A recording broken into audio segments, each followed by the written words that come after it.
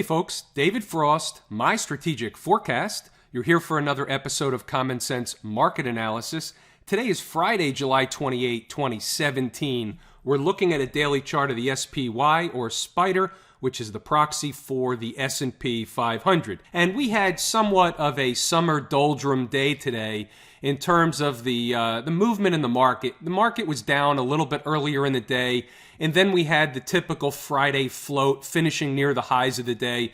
That's not uncommon for a Friday. We see that way more often than not. So that's basically what we had today, and that's expected on a Friday. Every now and again, you're going to get a down Friday, anything of substance. But today, the S&P was down 3 points, and that's the ball game. So nothing much happened in the big scheme of things today in the overall markets. But we do have some things to talk about because we are getting closer to what I believe is going to be a corrective phase in the market starting. And I know I'm starting to sound like a broken record, but those of you that have been around a while know that I do start to sound like a broken record when we get to these cycle points where I'm expecting a turn, and we're in that zone right now. So on one hand, I get kind of excited about it because I have a feeling I know what's coming, and I would be actually surprised if it didn't play out the way I've been describing it. And on the other hand, I really want to see it work out for the benefit of everybody that takes my advice with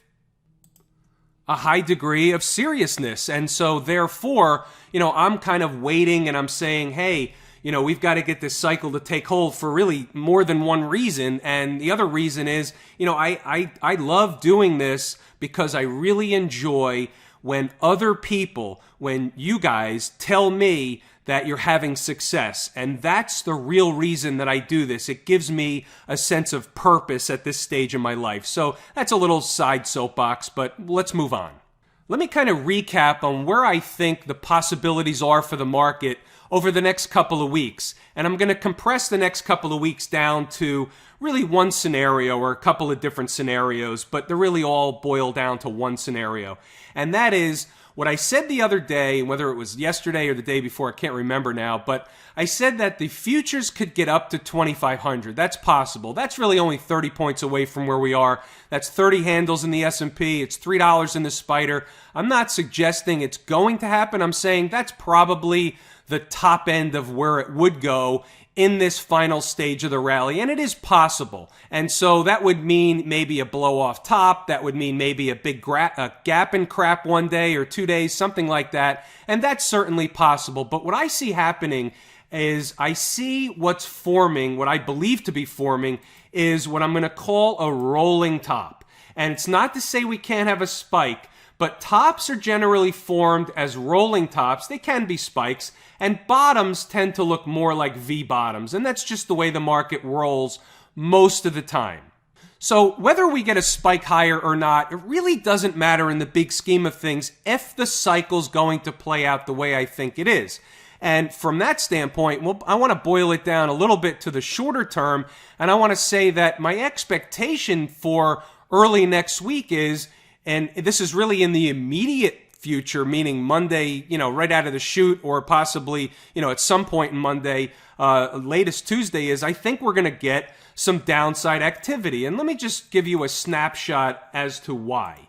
So when you look at the hourly chart, all right, at the end of the day today, we traded up into the culmination of the moving averages. We have a big down red candle from yesterday, and we've just been going sideways in a bearish wedge formation. And I know how many times I've said this, and I know that you know this. When you see this, the probabilities are the majority of the time we're going to see another down move. Now, how far does that down move come? Well, what I can see happening in the immediate term is a move down to in and around the 245.40 level that we've had on the chart for quite some time. That would be a completion of this specific pattern from the hourly chart. That would give it market symmetry, and that would basically complete this pattern. That's not to say that we can't go lower. We can, and one of these times, they're going to open the trap door, and the market is going to go lower in a meaningful way.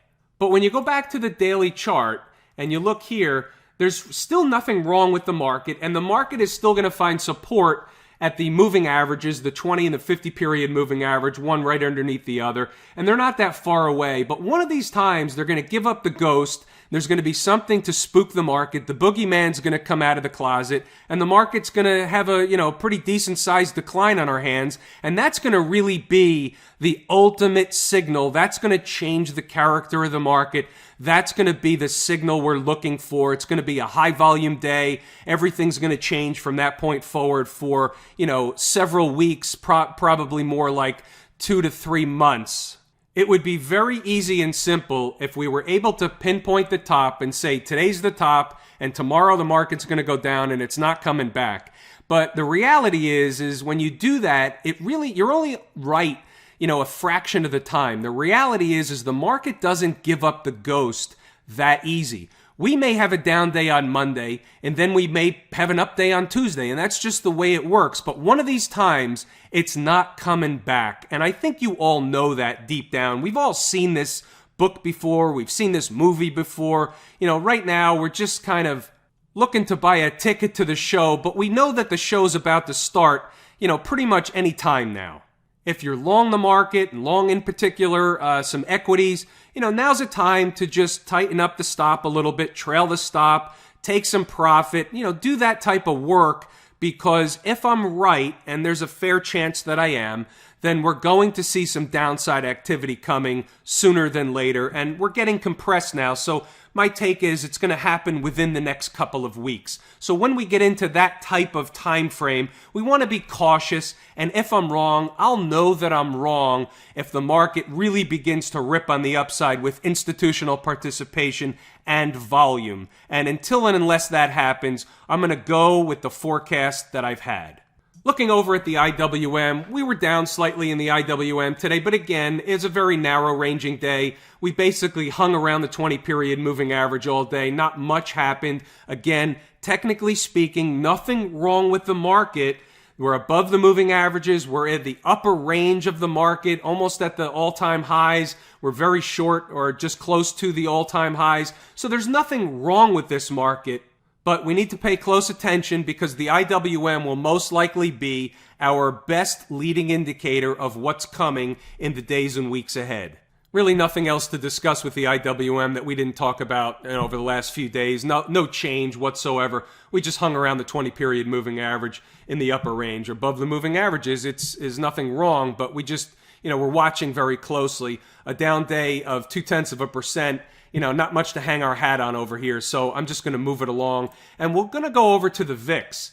And the VIX is interesting because we know, it was getting in the 9s, it got into the 8s. We talked about this a couple of times. I just want everybody to be aware, and I'm not going to beat a dead horse on the VIX, but the VIX will come out of nowhere and it will spike up. And you see these spikes that happen, all over the place in the VIX. When the market sells off a little bit, the VIX can get really wild, really fast. You have spikes, and these are the spikes where if you're long any of the VIX products, you need to be, thinking in terms of taking a profit. I'm obviously not thinking in terms of taking a profit up here. I'm looking for this kind of stuff and higher. Okay, I'm looking for the VIX to really explode to the upside, and I'm looking for a minimum of 20 handles on the VIX and then some. And as the market banters back and forth, if it banters back and forth over the next several sessions or week or so, and the VIX drops below 10 or in the 9s or something like that, you can still, and it's still certainly viable to pick up whatever vehicle you choose if you're so inclined to play the VIX through call options like I have or through the exchange traded products. And let's move it along. I don't want to beat a dead horse. I think I just did a little bit. Looking over at the transports, yesterday's thrashing in the transports was interesting, to say the least. We talked about the fact that today would most likely be, somewhat of a either dead cat bounce or sideways day, and that's pretty much what we got. So what I see happening here is one of two things. Either the transports are going to put in a continuation move to the downside, or another likely scenario is they can certainly go sideways, form a bearish pattern for a little while, and then you'd have another down move, another bearish wedge pattern setting up for another down move. And if we built a bearish wedge pattern or a bear flag pattern, anything like that over the 200 period moving average, which is this black upsloping trend line, then that would be an opportunity, because we can see it coming, that the likelihood was, or is, or would be, that we were going to bust through the 200 period moving average, and it would not provide a level of support that it normally would, certainly if we consolidate above it. And right now, it looks like that could be the case, but it's really too early to tell. This is only one day after the big down day yesterday. So we'll see what happens into next week, what the transports do. But now, what I'll say is, and you all know pretty much what I'm going to say, is that the line in the sand from this point forward is 94.21 spot 26 in the transports. As long as we stay below that level on a daily chart closing basis, which is the high of this red candle here, as long as we stay below that, the VIX is bearish, the transports are bearish, and if we get above there on a daily chart closing basis, then that takes the potential for the bearish pattern off the table. And that's our line in the sand from this point forward in the transports. Tonight, I want to just say a couple of brief words about the XBD, or the financial sector as a whole. And as you can see, this is a bullish index. It's a bullish chart. There's nothing wrong with this chart from a technical perspective.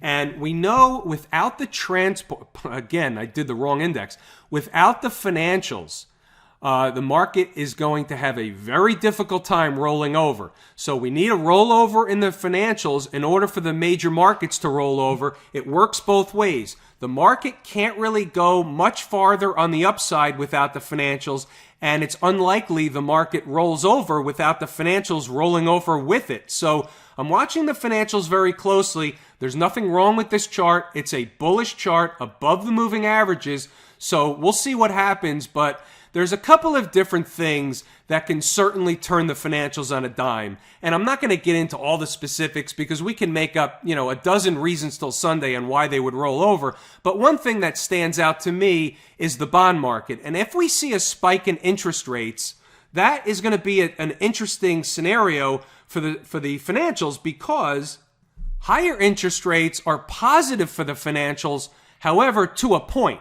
When interest rates go too far to the upside, that's going to throttle back the economy, and then that'll be poor for the financials for a variety of reasons. So it's one of those like tightrope things where you have to walk the fine line. How much is too much in terms of interest rates rising? How much is too much before it begins to hurt the market, hurt the financials, hurt the economy, and everything else that goes along with it? But there are other things. There's always the potential for a European banking issue going on, because nothing's really been solved from the bigger picture from years ago with the European financials.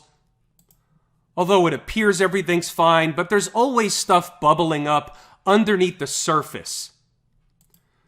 There's just been so much liquidity around the world pumped into the financial system, from Asia to the US to Europe, that it's a little bit of a facade, and at some point, someday, somewhere along the line, there's going to be a crack or a peeling back of that facade, and we're going to start to see that there still is or are issues underneath the covers within the financial system globally, not just here, not just in Europe, not just in Asia, but around the world. There's just been so much liquidity that they've papered over a lot of these issues, but there is a day of reckoning, and I'm not saying that day of reckoning is this particular correction we're looking for. I'm just talking about that from the bigger picture. We could still be years away from the day of reckoning in terms of the financial system. We could be looking at the year 2020, 2021 before that becomes the real issue that it's ultimately going to become, but we're not going to really get into the detail on that now. We have plenty of time for that. But back down to, our purposes here, the financials are strong, so I'm watching them like a hawk, and without the financials playing a role on the downside, it's unlikely that we see the market roll over just yet. So I'm watching like a hawk. We haven't seen any cracks in the armor in the financials yet, but that's the reason that I wanted to point it out. And it's not just the broker-dealers. You can look at the XLF as well, and when you look at the XLF, you see a slightly different case, but, we are still in the upper ranges here. Obviously, you saw a couple of down days. We're below the 20-period moving average, but that's not really significant because what you see here is still yet a bullish pattern. We have an up move and we have a sideways consolidation. There's nothing wrong with this market just yet, or at least this index, the XLF, that is. All right, so let's move it along. Worth mentioning again is the Philadelphia Semiconductor Index, the SOX. And what we have here is an index that is certainly in a bearish formation. This is very reminiscent of what we saw in the NQ. Let me bring that up because I want to refresh everybody's memory. There's the index we're looking for. Remember this down move the NQ made, or the NASDAQ made here, and then we bantered about in a bearish pattern, okay, and we started to creep higher and higher, but we said all along that until and unless we can get above this red candle high, then this was going to be bearish, and it ended up playing to the downside, and then we obviously recovered and we made new highs from that point. However, that bearish pattern did play out. Now let's go back to the SOX, and we have a very similar situation. We have a big down day. Okay, and this big down day has not been recaptured, and we have played out to the downside.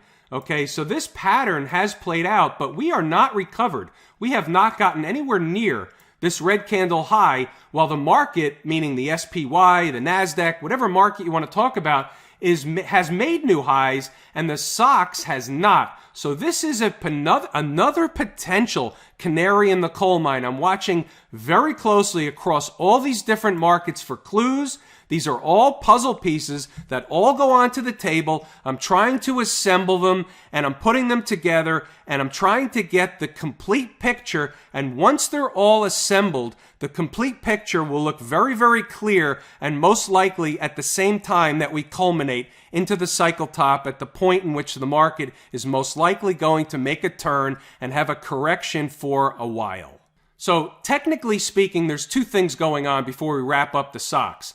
We're in a bearish pattern, technically speaking, in the SOX, but we are above the moving averages, all of them, on the daily chart and the weekly chart for that matter. But when you look at the weekly chart, now watch this, that's not the weekly chart. That, by the way, that's a monthly reversal candle. But when you look at the weekly chart, you see another signal. This was a pseudo doji candle, a topping tail, okay? And then we've basically just been going sideways.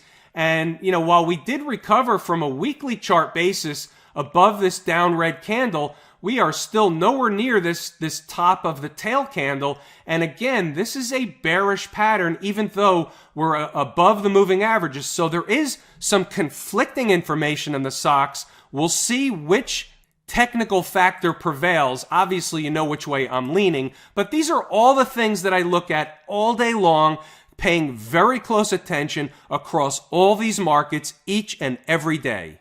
Gold continues its march upward.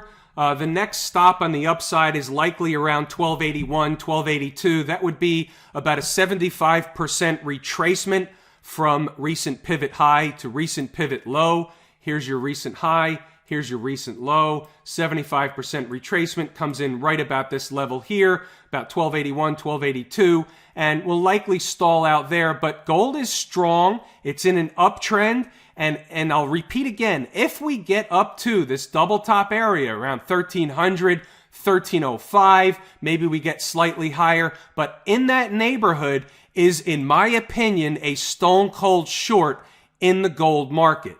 Before that happens, I would have to see some kind of a reversal signal in gold put in on the chart to say that gold is, topped out at least for the short term and potentially is heading back downward, even if it's for a retracement.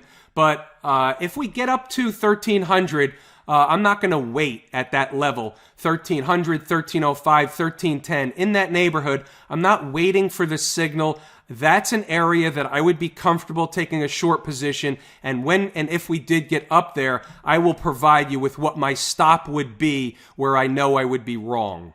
Most of the time, I'm more comfortable waiting for a signal when looking to take a short trade. But in this particular case, it's a double top. If we came up a third time, I think the third hit is just sell them. And that's just the way I see it.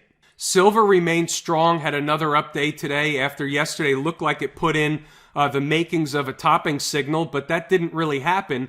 Yet anyway. This could have been just a retrace. We'll see what happens early next week. but we are above the 50-period moving average. It was a strong day. It's interesting. I mean, it's overbought on a short-term basis, but we did get above this red candle high, so that is positive. However, we are into a pretty decent resistance point. So when you, just from a retracement standpoint, when you look at the this pivot high and this pivot low, yesterday we hit the 618, and that's an important level, and it makes all the sense in the world and why we would stall out there.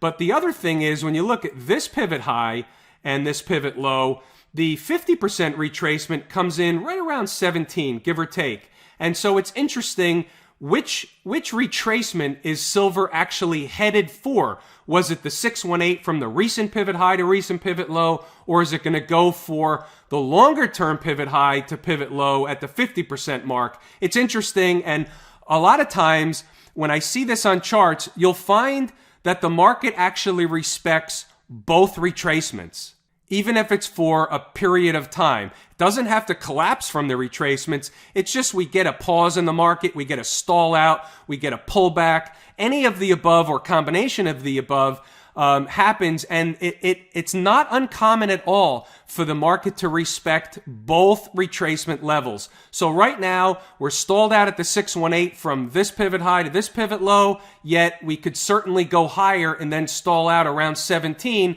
and that would make sense from the 50% mark of this pivot high to this pivot low. So it could actually happen twice. That's a good enough reason for me not to be short the silver market right now, because really there's no telling which retracement level it's actually going to respect more. We could stall out at the 618 over here and go sideways for a few days, and then we can pop up to the 50%. Anything goes. So at this point in time, there's no play on silver. I'm just giving you what I see, giving you the analysis, and we'll let it play out and watch it over the next couple of days and see exactly what happens. If we get a signal one way or the other up at the 50% retracement around 17, maybe even pop to the 200-period moving average right around 1730, that may pose a different scenario if we get a signal up in that area. But right here, right now, there's nothing doing for me in the silver market. Going over to crude oil. So I guess we don't need this upsloping trend line anymore, that's for sure. So crude oil, I thought was going to get to the $50 mark or close to it today. We came close. I mean, I think the top end was only a penny or so above where we are now. 49.81 was the top end today. We're at 49.78. And so I still think we have a fair chance to reach 50. Maybe we get to 50 and a quarter. Maybe we get slightly higher. Maybe we come up short to the retracement level that comes in at 49.92. But I think this is a stone cold short. And next week, if we take a pop earlier in the week up into the $50 level, even if we get higher than 50, 50 and a half, even if we get to the 200-period moving average, which would be a double-handed, I should say, or double-fisted stone cold short, because I'm convinced that this is an area where we're overbought on a short-term basis.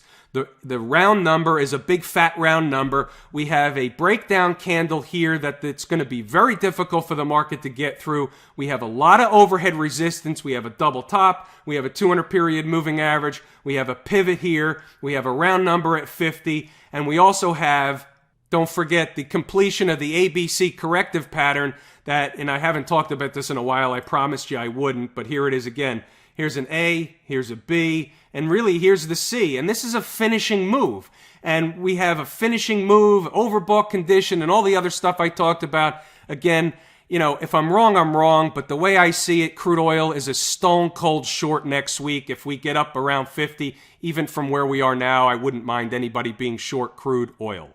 Bond market continues to put in a bearish pattern. We had 3 days in a row of sideways after the big down day the other day, which was on, Tuesday? It's just a classic bear pattern. There's just no two ways about it. It's basically a bear flag pattern.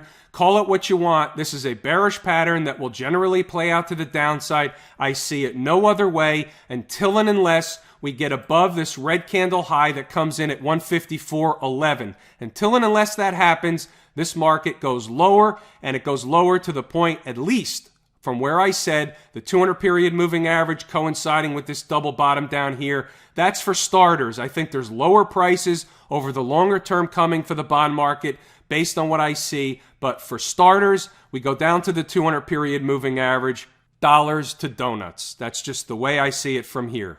Nothing's changed. Don't have anything else to add. We can move it along to the dollar.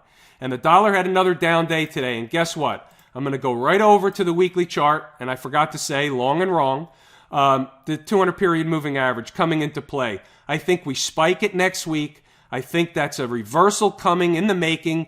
I don't see the reversal. I'm just saying I could see it happening at the 200 weekly moving average. I could see a reversal taking place in and around that area, and that's at the point in which we would be looking for upside coming finally in the dollar. You have a double bottom over here. This pivot low is important, right? And this is down here, spike of the 200 period moving average, double bottom. It's just lining up in my mind, in my eye, that's where we're headed. We're very, very close. We started talking about the 200 period moving average a few days ago, and here we are edging closer.